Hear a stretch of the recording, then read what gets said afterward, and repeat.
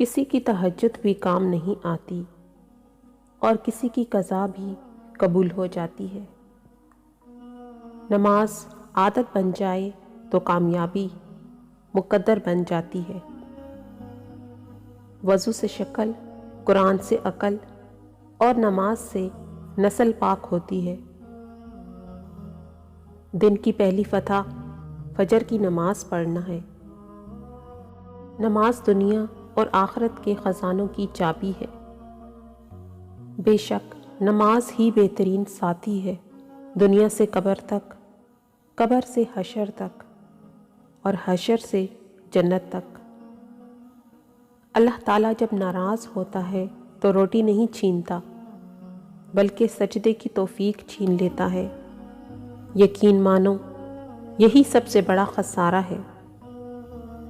پتہ ہے اللہ کو کیا پسند ہے؟ تمہاری سردی کی نماز۔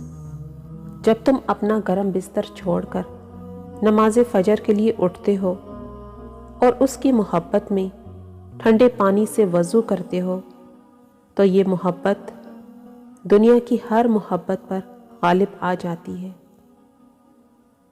سورج کی شعاعیں کتنی تیز ہیں مگر معمولی سے بادل ان شعاؤں کو روک دیتے ہیں۔ اسی طرح گناہ کتنے ہی زیادہ طاقتور ہی کیوں نہ ہو، نماز انہیں روک دیتی ہے۔ وضو جوانوں کی طرح کرو، نماز بوڑھوں کی طرح پڑھو اور دعا بچوں کی طرح مانگو۔ رسول اللہ صلی اللہ علیہ وآلہ وسلم نے فرمایا، جو شخص 3 جمعوں کی نمازیں بلا عذر چھوڑتا ہے اس کے دل پر مہر لگا دی جاتی ہے۔ بے شک نماز نیند سے بہتر ہے۔ سجدے کی توفیق اللہ تعالیٰ کی طرف سے محبت کا اشارہ ہے۔